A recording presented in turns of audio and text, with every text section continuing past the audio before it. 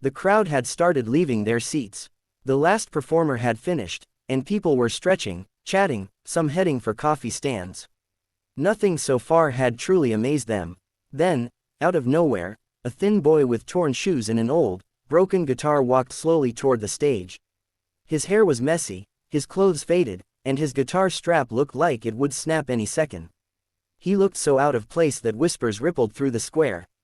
"Who's that kid?" someone muttered. "He's not on the list," another added. The security guard stepped forward, blocking his way.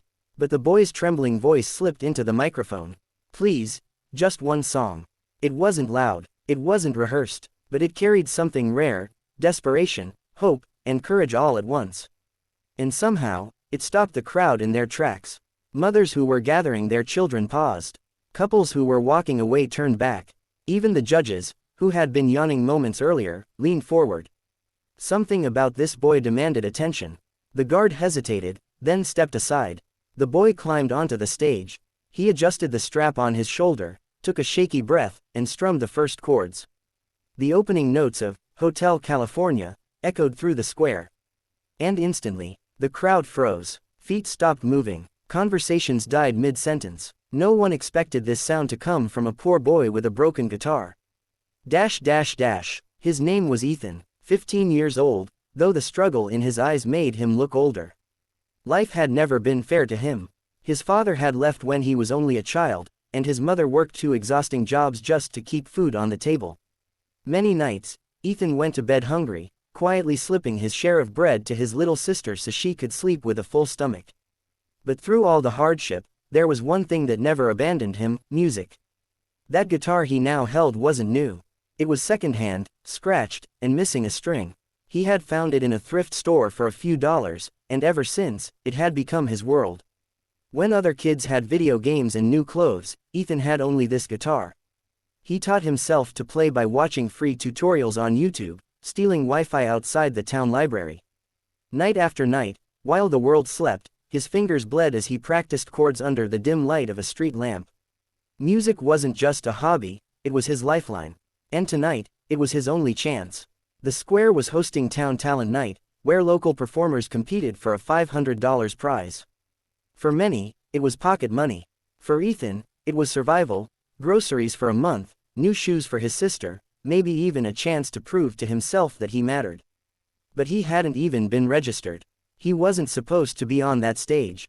Now, here he was, standing under the harsh lights, clutching his guitar like it was part of his soul. His voice cracked slightly on the first lyric, but as the song unfolded, something magical happened. The nerves faded. His voice grew steady. He sang not like a polished performer, but like someone who had lived every note, every word. His tone carried sorrow, hope, and a story untold. Each strum of the guitar wasn't perfect, but it was real, so real that people felt it deep in their bones. The square grew silent. Even the coffee machines at nearby stalls seemed to quiet down, as if the whole world wanted to listen. Parents lifted their children higher on their shoulders. Teenagers who had been scrolling on their phones put them down. Old men leaned on their canes, their eyes glistening. The judges, once uninterested, now sat at the very edge of their seats. And then, it began to happen. People cried, not because the performance was flawless, but because it was honest. His voice carried the struggles of a boy who had known hunger, loneliness, and loss, but who still believed in beauty. It was as if Ethan was pouring his very soul into the night air, telling the world, "I am here. I exist. Listen to me." When he reached the final chorus, his voice cracked again, but this time, it wasn't weakness, it was power. The kind of raw imperfection that touches the human heart more than perfection ever could. The last note lingered in the night like a prayer. For a heartbeat, no one moved. The square was frozen, suspended between silence and something holy. Then the applause erupted. It wasn't polite clapping. It was thunderous, unstoppable. People stood up, cheering, whistling, shouting his name though they had only just learned it. Strangers reached out to touch the stage, as if his performance had pulled them into another world. Ethan's chest heaved. Tears filled his eyes. He had never seen so many people look at him, not with pity, not with judgment, but with respect. For the first time in his life, he felt visible. But what came next, no one could have predicted. The applause was still echoing across the square, but Ethan could barely process it. He stood frozen, his hands trembling, his chest rising and falling with every heavy breath. For so long, he had played in the shadows, unheard and unseen. Now, in just a few minutes, an entire town had witnessed his soul poured into music.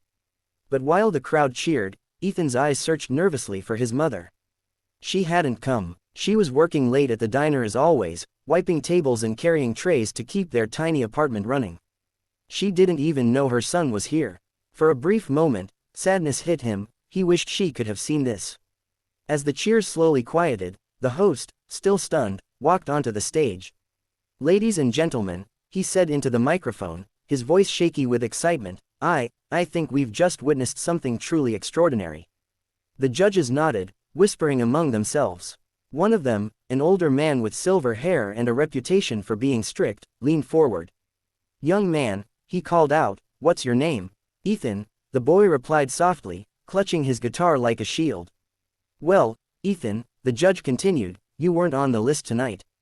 You weren't even supposed to perform.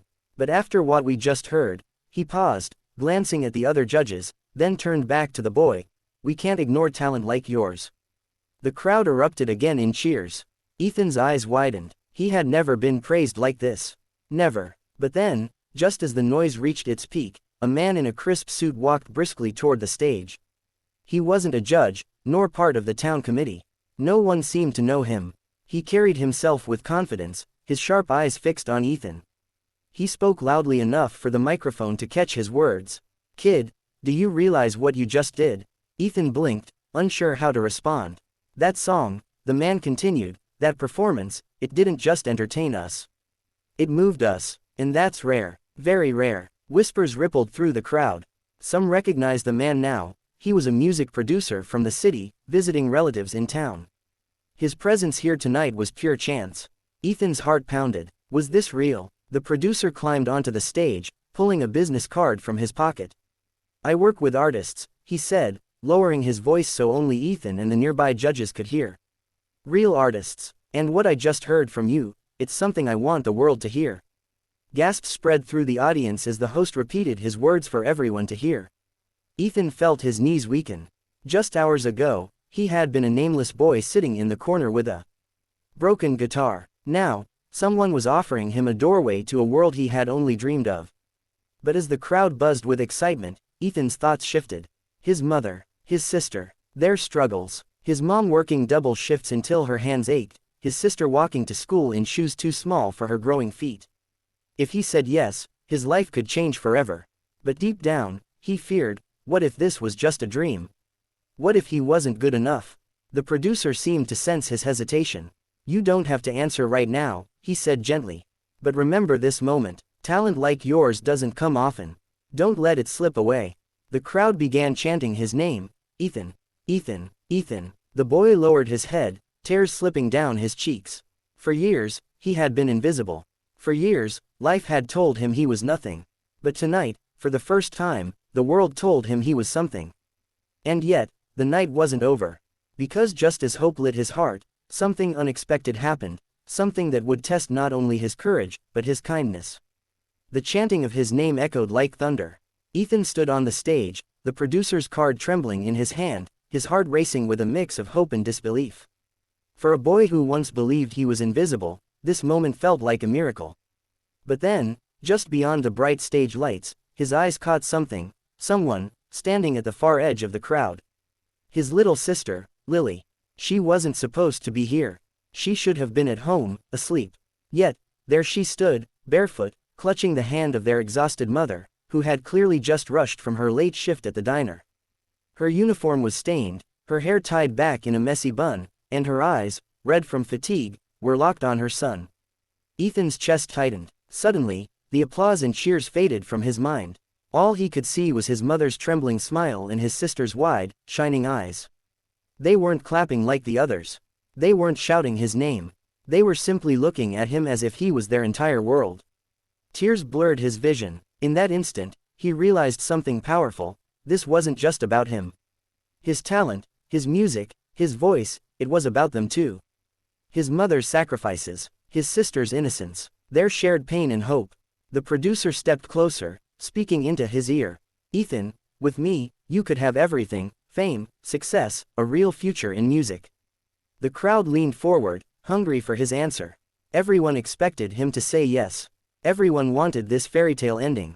But Ethan took a deep breath, wiped his tears, and looked at his mother. Then he turned back to the microphone. My dream, he began, his voice shaky but strong, isn't just about me. It's about making life better for the people I love. Tonight, I got to sing my heart out. And you all listened. That means more to me than any prize. The audience fell silent. The producer raised an eyebrow, surprised. Ethan continued, there are so many kids like me, kids with no fancy instruments, no lessons, no spotlight. Just dreams. If I ever get the chance to make it big, I want it to be for them too, for the forgotten voices, the kids no one believes in. For a moment, the square was still. And then, the unexpected happened. An elderly man stepped forward from the crowd, pulling a $20 bill from his wallet. For you, son, he said softly, placing it at the edge of the stage. Buy your sister those shoes she needs. A woman followed, pressing money into Ethan's hand. For your mom, she deserves a break. One by one, people from the crowd began giving, bills, coins, even gift cards. Strangers who had only come for a talent show were now united by compassion. Within minutes, a small pile of money sat at Ethan's feet, not $500, but far more. Enough to buy groceries, clothes, and maybe even a brand new guitar. Ethan's mother covered her mouth, tears streaming down her face. She pushed through the crowd, ran to the stage, and wrapped her son in her arms. Lily clung to his leg, whispering, "You were amazing, Ethan." The boy who had once been invisible was now surrounded by love, kindness, and hope. The producer, still standing nearby, smiled softly. You know, kid, he said, maybe you don't need me. You already have something even greater, hearts that believe in you. Ethan looked out at the sea of faces, strangers turned family, and felt a warmth he had never known before. He raised his guitar, strummed a soft chord, and whispered into the mic. Thank you, for seeing me. The crowd roared once more, not just for his music, but for his courage, his humility, and the reminder that sometimes the smallest voices carry the loudest truths. That night, Ethan didn't just win applause. He won dignity, he won hope, and he reminded everyone present that greatness isn't measured by fame or wealth, it's measured by the love we share and the lives we touch. As the moon shone over the square, one thing became clear, Ethan's story wasn't ending here. It was only just beginning.